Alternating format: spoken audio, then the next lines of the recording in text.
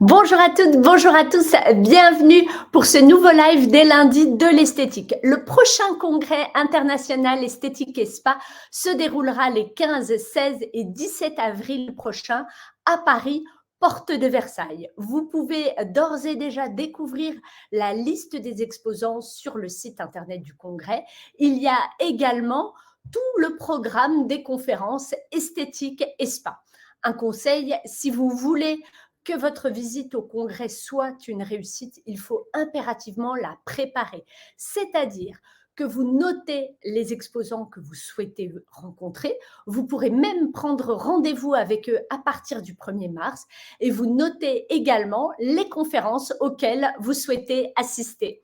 Et comme ça, votre visite au congrès sera un véritable succès. Allez, pour ce nouveau live, aujourd'hui, nous allons vous parler d'esthétique à domicile.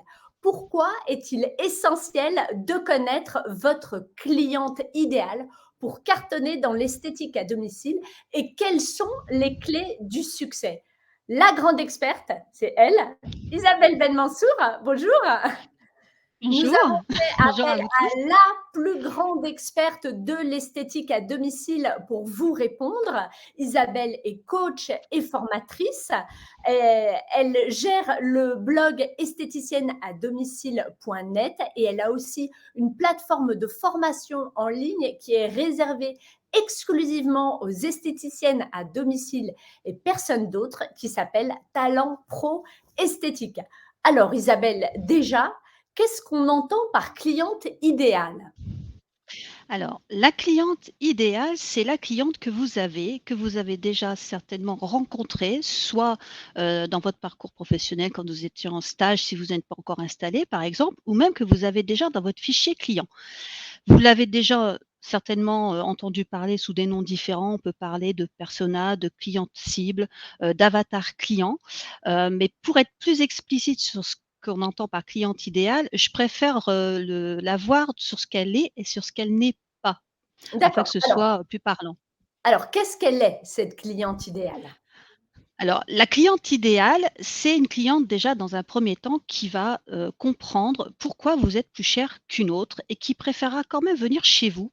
Tout simplement parce que vous allez, avoir, la solution unique qui va, résoudre sa problématique et elle aura été attirée par vous et uniquement par vous, pas par quelqu'un d'autre, parce que vous aurez mis en place les stratégies nécessaires pour capter son attention, évoquer son intérêt et qui va lui proposer déjà, une solution pour résoudre sa problématique et c'est pas, ça sera pas par le prix qu'elle va venir vers vous.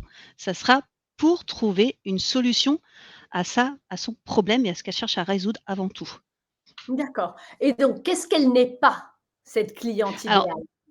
donc forcément, à fortiori, à contrario, c'est une personne qui va pas vous demander de baisser vos prix parce qu'elle vous aura choisi vous. Elle va pas non plus vous dire non quand vous allez lui proposer des produits ou des prestations complémentaires qui vont l'aider à aller plus loin pour résoudre, ce dont elle est venue chercher chez vous et elle va pas vous comparer à la concurrence par rapport au prix. J'entends bien, il y a toujours une comparaison au niveau de la concurrence, Mmh mh. mais elle va pas vous dire: «Ah mais, machin, elle est moins chère que vous pour ce que vous avez à me proposer», parce qu'elle est déjà convaincue que oui, pour pouvoir avoir les résultats qu'elle vous a demandés, il faut faire les étapes et mettre le prix pour ce que vous allez lui proposer, tout simplement. Là déjà, dans tout ce que vous avez dit sur la cliente à domicile, qu'est-ce qu'elle est, qu'est-ce qu'elle n'est pas, il y a quand même beaucoup la Mmh mh. notion de prix qui intervient. C'est un point important ça dans le concept quand on se positionne en tant qu'esthéticienne à domicile? Alors, dans l'esthétique, alors dans toutes les entreprises, C'est la base. forcément, mais surtout dans l'esthétique à domicile. Parce que notamment moi dans le groupe là que je gère sur Facebook, Mmh c'est mh. toujours la question qui vient. C'est toujours la même question. Il y a, quelqu'un qui s'est installé à côté de chez moi, elle est moins chère et comment je vais faire? Et elle est toujours en train de casser des prix et cetera. Oui, mais elle fait de la mauvaise qualité et cetera. Alors certes, elles, entre professionnelles, elles savent qu'elles ont une valeur, elles savent que ce qu'elles ont à proposer, a une qualité beaucoup plus importante que, par exemple, celle qui va même pas se déclarer.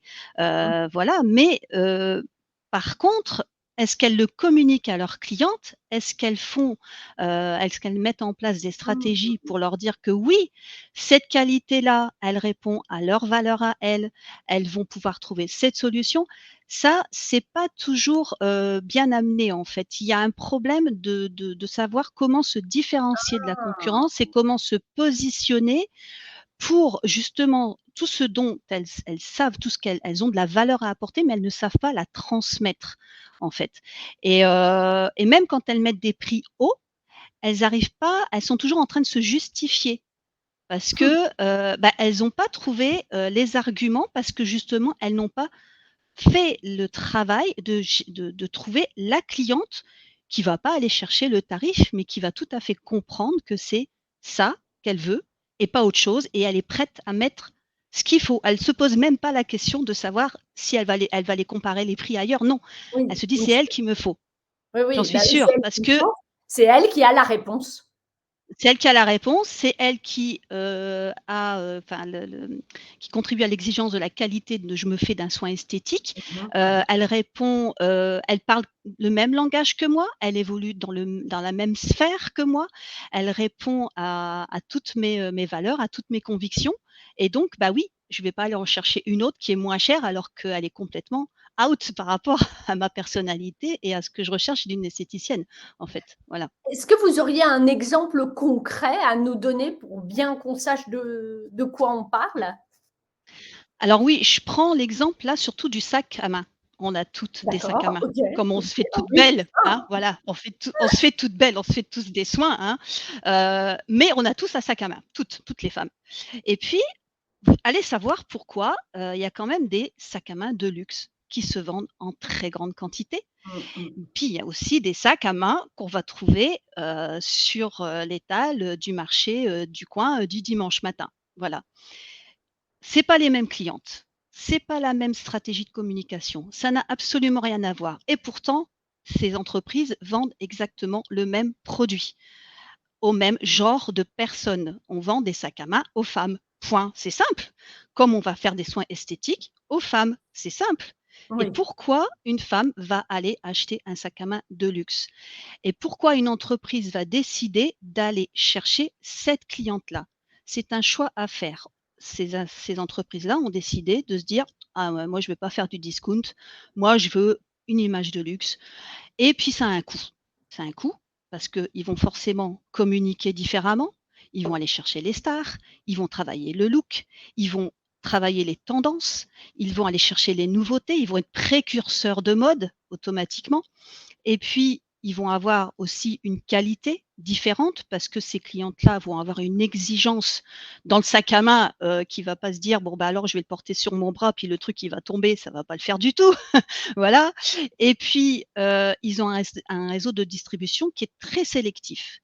Maintenant, l'autre entreprise qui est complètement à l'opposé, qui va décider de vendre du sac entre guillemets «discount», donc c'est les sacs à main que vous allez pouvoir retrouver dans les supermarchés, sur les étals du dimanche, heu, ne cible pas la même cliente. Cette cliente-là, qu'est-ce qu'elle va chercher? Elle va chercher quelque chose de pratique en fonction de ses moyens. Elle va chercher, peut-être quelque chose qui est plutôt à la mode, mais elle va pas surfer sur la dernière tendance et se dire: «Voilà, j'ai acheté le dernier sac à la mode de la marque machin». C'est pas du tout la même image qui va, ressortir et donc forcément l'entreprise va s'adapter parce qu'elle va pas, communiquer. La stratégie commerciale sera pas du tout la même si on va aller chercher la cliente qui veut le sac à main de luxe ou la mmh, cliente qui va aller chercher le sac à main de supermarché. Les d'accord, volumes de vente sont pas les mêmes non plus, d'accord. forcément, parce qu'on vend pas autant de sacs à 2 000 € Bah que des oui. sacs à 20 €, ça c'est évident. Dans Donc l'esthétique, c'est pareil. donc c'est en connaissant notre cliente cible qu'on va arriver à contrer la concurrence. Voilà, à contrer une concurrence de prix, en fait, c'est ça. D'accord. C'est-à-dire qu'aujourd'hui, la souffrance, de l'esthétique à domicile, c'est vraiment l'image, qui est renvoyée. C'est-à-dire qu'on contre une concurrence, c'est-à-dire qu'il y a quand même une concurrence, de prix qui va être de toute façon mis à terre dès lors qu'on va choisir sa cliente cible et puis il va y avoir aussi la concurrence des clientes qui ne sont pas notre cible, en fait, voilà. Je sais pas moi, par exemple, je je vais prendre un exemple tout simple, une personne qui a décidé, de cibler, les mamans, voilà, Oui. les mamans. Bon, bah, voilà, une maman, elle a pas 50 ans, enfin, ça dépend.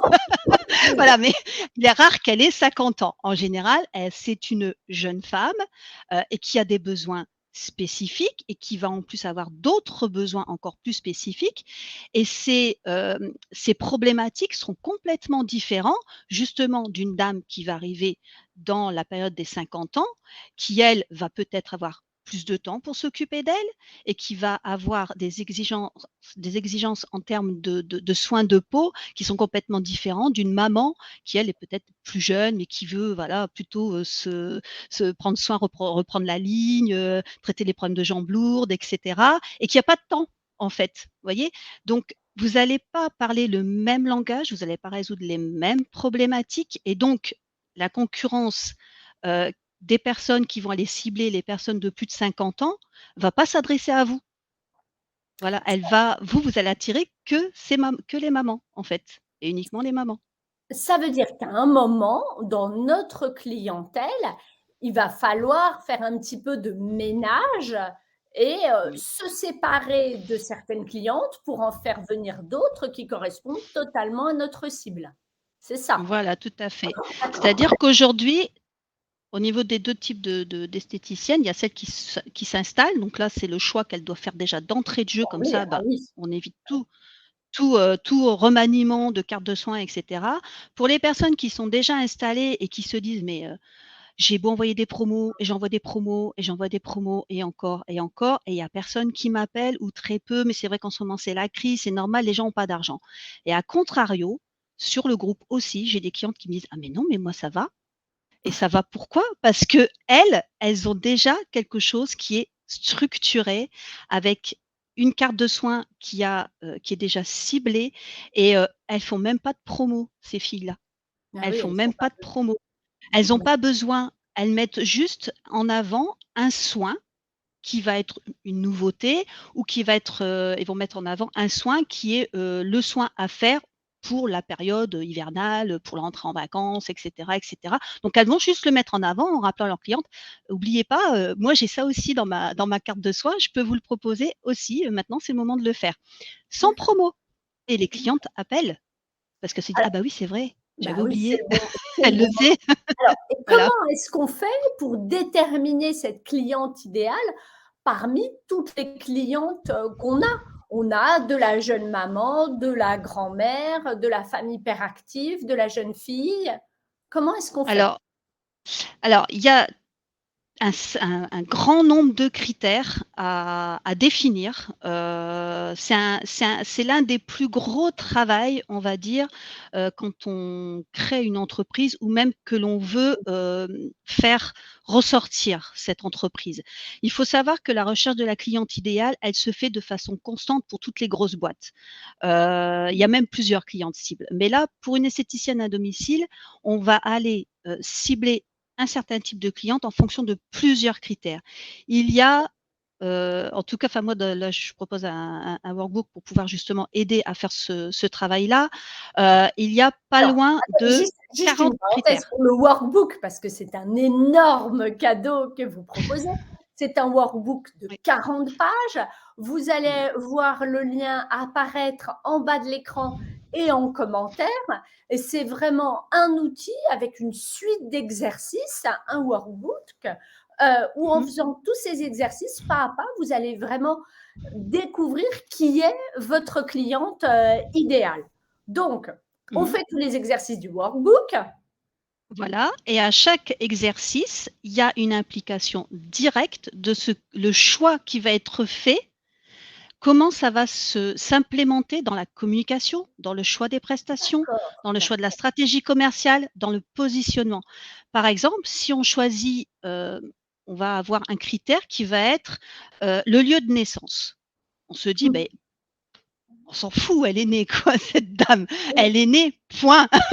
Voilà, elle Mmh. est là et je la veux dans ma clientèle. Eh ben non, parce qu'en fonction de l'endroit où on est né, nos habitudes d'achat et nos choix, nos valeurs sont complètement différentes. Une personne qui est née, je parle de mon cas personnel, par exemple, au Maroc, on imagine, et qui a été, voilà, qui habite maintenant en France, elle a une façon de consommer, une façon de voir les choses qui n'ont absolument rien à voir avec, quelqu'un qui a vécu en France dès le départ. Une personne qui est née, par exemple, dans un petit village, isolé ou une citadine, n'aura pas du tout la même façon de consommer, la même façon de voir les tarifs, la même façon de gérer sa vie, en fonction et de ce qu'elle a connu étant enfant. D'accord. Le choix aussi de l'endroit où alors il y a l'endroit où elle est née et il y a l'endroit où elle a décidé de vivre après. Donc ça, c'est pareil, elle peut très bien être née dans un petit village et puis avoir décidé de partir à la ville. Pourquoi? Pourquoi? Il y a des frustrations, il y a des problématiques qui sont nées et on se dit: «Bon, bah, alors si je cible cette cliente-là, comment je vais faire pour communiquer avec cette dame?» et se dire: «Alors, elle est partie vivre, plutôt à la ville parce que peut-être qu'elle avait besoin, d'être entourée un petit peu plus, donc elle a besoin de communiquer, donc elle a besoin d'un cercle social», imaginons. Voilà, alors tout ça, ça part de l'imagination. Alors, des fois, on me dit: «Ouais, mais c'est stéréotypé». Oui, oui, on rentre dans le stéréotype, c'est évident, mais on est obligé un petit peu de mettre des gens, entre guillemets, «dans des cases», pour pouvoir avoir une stratégie de communication qui va être percutante et qui va parler à toutes ces personnes-là. Parce que si on essaie de vouloir toucher tout le monde, on touche personne en fait. C'est ça le gros problème. Ça, c'est clair. Et donc, Voilà. on sélectionne ensuite les soins qui Mmh. correspondent à ces clientes-là, voire on réadapte sa carte. Voilà. On réadapte sa carte. Alors, quand on est déjà lancé depuis un petit moment et que le chiffre d'affaires, il est un petit peu en berne, faut, f ça peut faire peur. On se dit: «Non mais, déjà, le peu de clientes que j'ai, il faut que je les garde». Eh bien non, parce que justement, on va complètement inverser la tendance, parce que la communication, la stratégie sera complètement différente et là, le téléphone va commencer à sonner. On va perdre des gens entre 2, mais c'est pas grave parce que ces gens-là, de toute façon, ces clientes-là, au bout d'un moment, seraient peut-être même parties d'elles-mêmes à la concurrence, parce qu'on aura mis 1 € de plus sur la carte, parce qu'il y a un moment donné, il y a peut-être un critère qui n'aura pas correspondu à ses valeurs parce qu'on n'aura pas travaillé suffisamment sa cliente cible et elle va partir. Donc, si, on connaît bien, bien, bien sa cliente, automatiquement, effectivement, la carte de soins se remanie, les prix changent et quand on a fait ce travail, on peut l'expliquer en plus à ses clientes. On peut dire: Mmh. «Voilà, je me sépare de ce soin-là parce que, parce que, parce que. Par contre, je vais vous amener ce soin-là parce que, parce que, parce que. Je vais pratiquer ces prix-là parce que, parce que, parce que». Parce que nous, on le sait et on est tout à fait légitime dans nos choix. Ils sont mesurés, ils sont accomplis et donc à partir de là, on se sent beaucoup plus en assurance pour communiquer avec nos clientes. On se dit pas: «Mais, moi, des fois, j'ai sur le groupe des personnes qui me disent: «Mais moi, je vais augmenter mes forfaits de 1 €, je sais pas Ouais. comment l'annoncer avec mes à Ah mes là là là clientes». Mais comment ça? Mais si, c'est normal, on augmente parce que bon, bah, déjà d'une part, il y a l'inflation, mais après on peut tout à fait remanier complètement une carte. C'est pas gênant. Moi, j'accompagne des personnes là-dessus aussi, sur le remaniement de la restructuration complète de l'entreprise. Oui, ça peut faire peur. Oui, il y a ça peut faire peur, Ah mais il oui, faut le ah bah, faire. ça fait terriblement peur et c'est cette peur qui bloque et qui empêche, Qui bloque. d'avancer.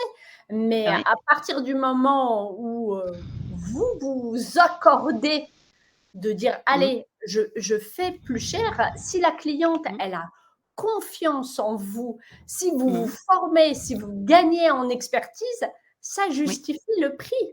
Ah oui, Il y a ça pas justifie le de prix, ouais.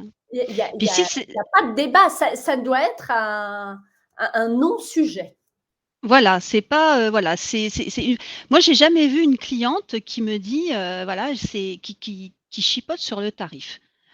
Elle va, poser des questions sur ce que je peux, proposer pour ce prix-là, mais Oui. elle va pas chipoter sur le prix Mmh mh. Mmh. et si elle chipote sur le prix, c'est que soit le ciblage est mal fait, soit que Mmh. ma communication est peut-être pas celle qu'il faut Ah oui, et donc peut-être on qu'il s'est pas manque adressé à la bonne d'informations. personne.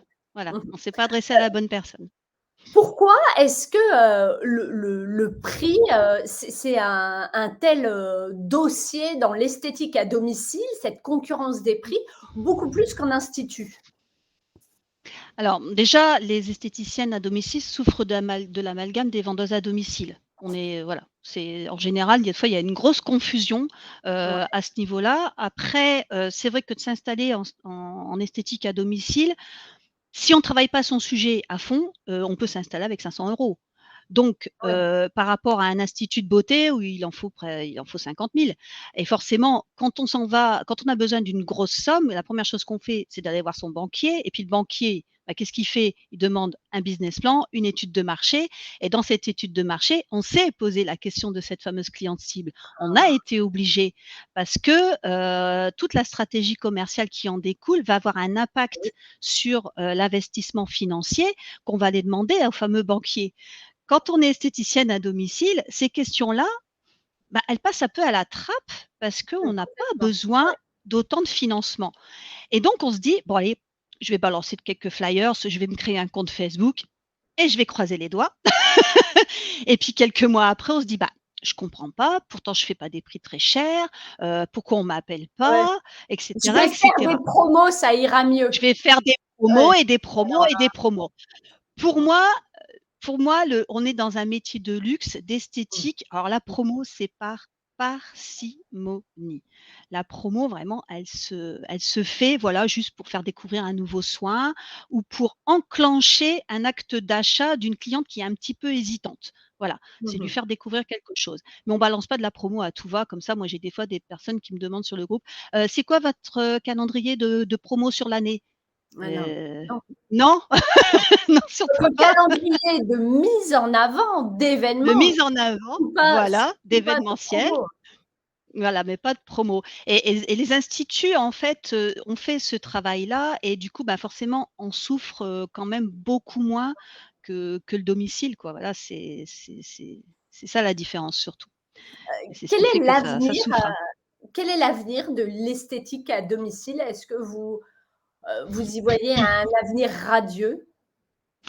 Alors oui, encore plus Ah oui, depuis le Covid.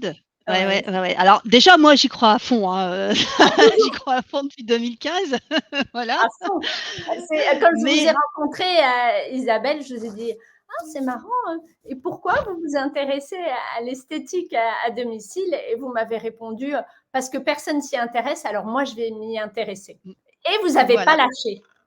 Ah non et je lâcherai pas le morceau parce que, bah, déjà les esthéticiennes à domicile sont formidables parce que, Ouais. moi vous allez voir dans le workbook, j'ai mis, qu'elles sont exceptionnelles parce qu'elles apportent le bonheur partout où elles passent. Mmh.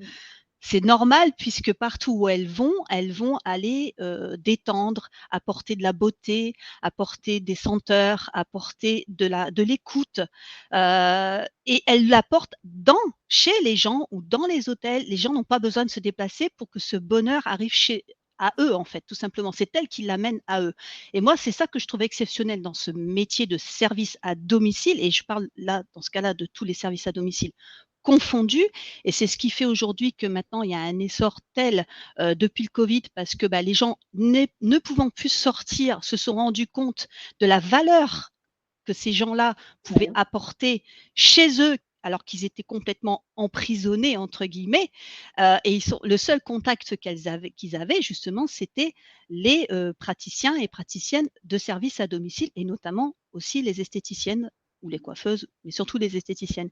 Et et justement, bah, tout ce développement de services à domicile prend de plus en plus d'ampleur. On a aussi, beaucoup de personnes qui se mettent en télétravail, voilà, qui créent leur entreprise à domicile, parce qu'ils ont compris en quoi c'était important, ce service qui venait chez eux.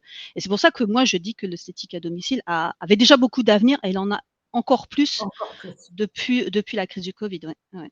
Quelles sont les clés, selon vous, pour réussir à domicile? Donc on l'a vu, la cliente idéale Mmh.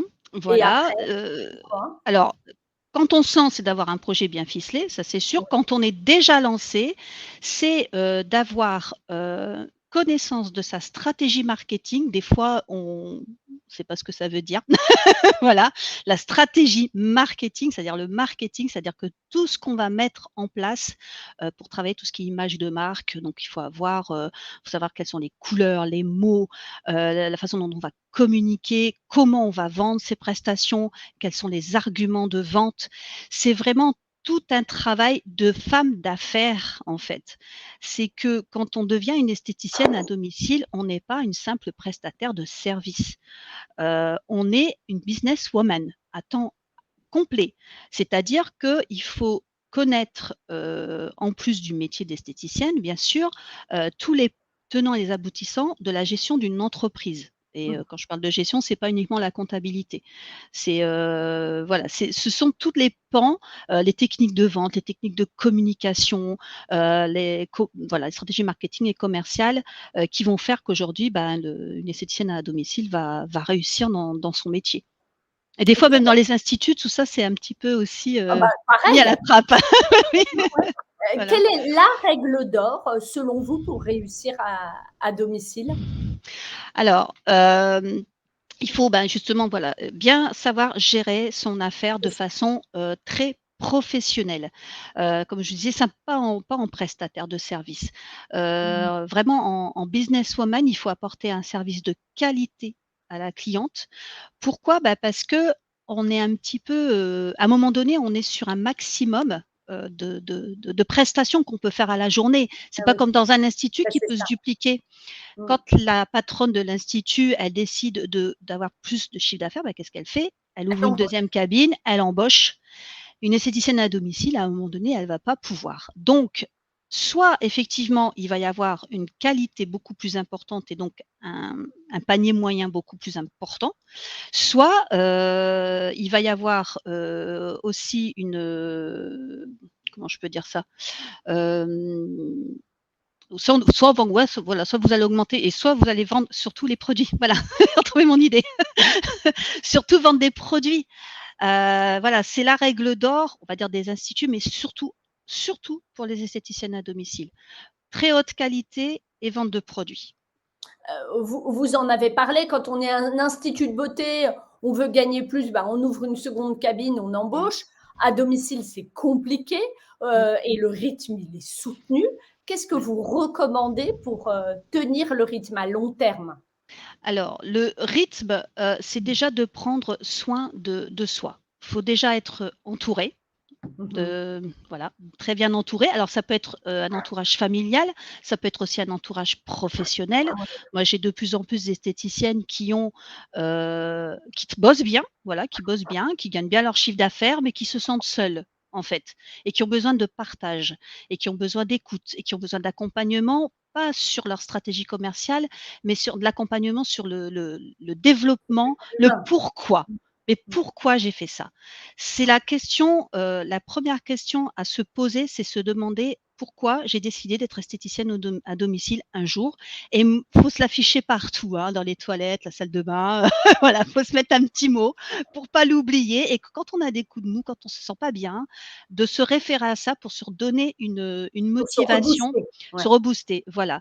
Après, il faut avoir une bonne condition physique. Ça, c'est indéniable, donc pratiquer du sport déjà, bah, déjà Ouais. pour la voilà, la condition physique, mais aussi pour le mental.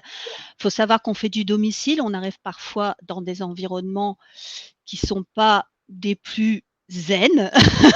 Il m'est déjà arrivé de devoir gérer des conflits familiaux Oh là pendant là. un soin esthétique. Donc il faut avoir quand même une bonne, enfin les épaules larges, mentalement et physiquement. Et donc il faut, savoir, d'abord savoir connaître son pourquoi. Après il faut se fixer des objectifs atteignables, pas aller se dire, «Je vais aller faire, 100 000 € dans l'année». Oui, oui, Ça bien va pas être entendu. possible, voilà. Petit à Il petit. faut s Voilà, petit à petit, il faut analyser les chiffres qui rentrent et il faut surtout se récompenser. Même si on Ah, a fait un tout petit pas, se dire: c'est toujours «J'ai un une pas de cliente plus. de plus, Ouais. aujourd'hui j'ai une cliente de plus, on va fêter ça». Voilà. Faut fêter ces petites récompenses Ah, qui c'est font du chouette. bien, pas regarder uniquement ce qui a pas été fait, mais les pas qu'on a effectués parce que le mental est très, très, très important.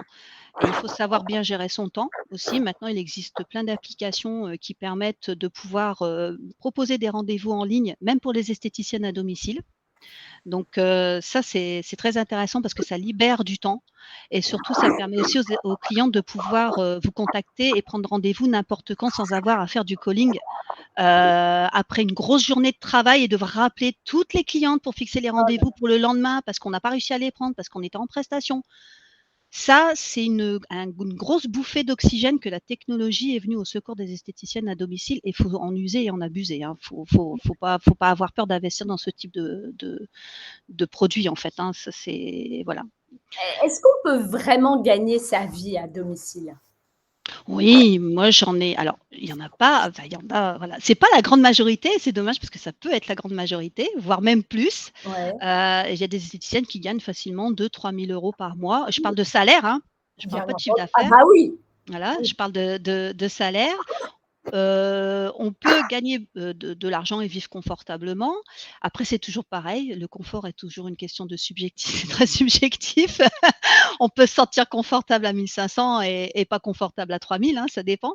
Mais voilà, c'est toujours pareil, c'est une question d'objectif et de se dire: «Voilà, qu'est-ce que je vais atteindre comme objectif? Et pour atteindre cet objectif, quelle cliente je vais devoir cibler pour atteindre cet objectif? Quelle stratégie je vais mettre en place pour atteindre ce chiffre d'affaires?» et cetera. Et un objectif de gain, de salaire mensuel, c'est le premier pas parce que c'est ce qui va déterminer après aussi tout le reste sur, bah, qu'est-ce que je vais investir pour gagner cet argent? Comment je vais communiquer? Quelle stratégie je vais faire et cetera pour ouais, gagner cet argent? ouais, ouais. Et souvent les esthéticiennes, elles réfléchissent dans l'autre sens. C'est-à-dire Mmh, qu'elles se disent: «Bah, je vais faire ces prix-là, puis j'espère un jour quand même atteindre le SMIC, hein». Mais ouais, non, non, enfin je veux dire quand on a décidé d'être chef d'entreprise, c'est pas pour être au SMIC.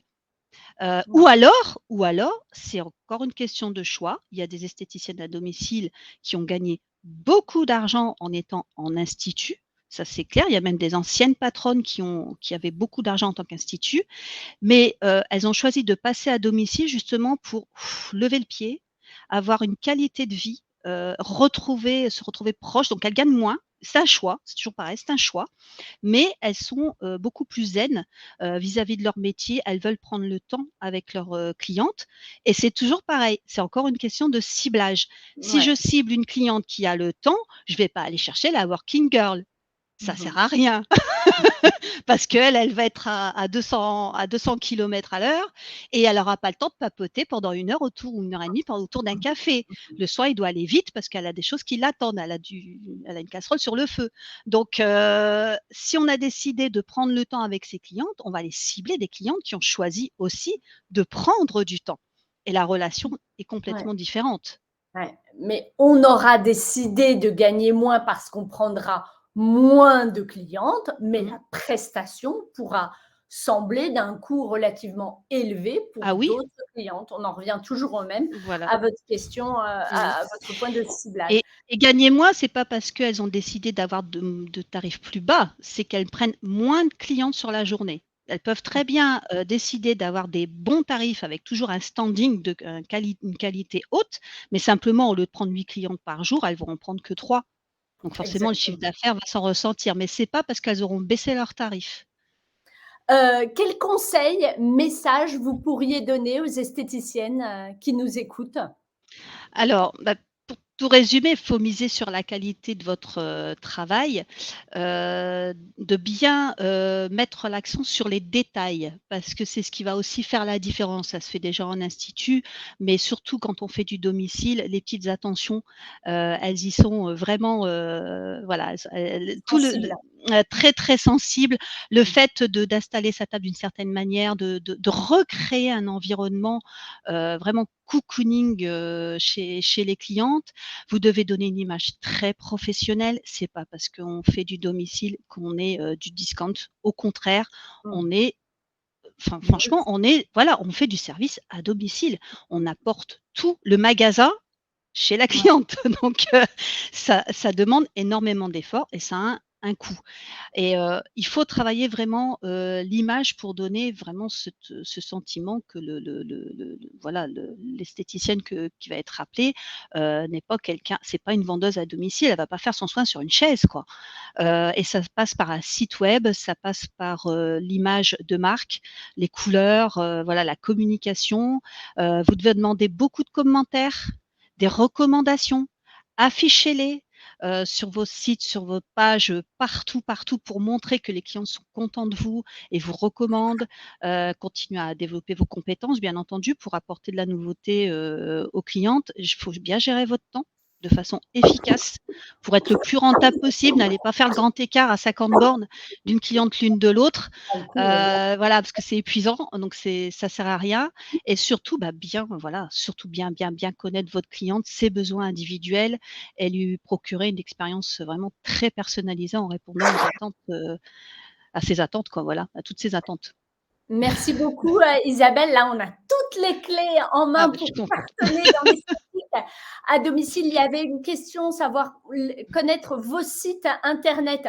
Donc, vous avez le blog esthéticienne, aidez-moi, attendez que je le retrouve. Voilà, esthéticienne à domicile.net, tout collé. Esthéticienne-à-domicile.net, ça c'est le blog, et vous avez la plateforme de formation en ligne pour les esthéticiennes à domicile, Talent Pro Esthétique.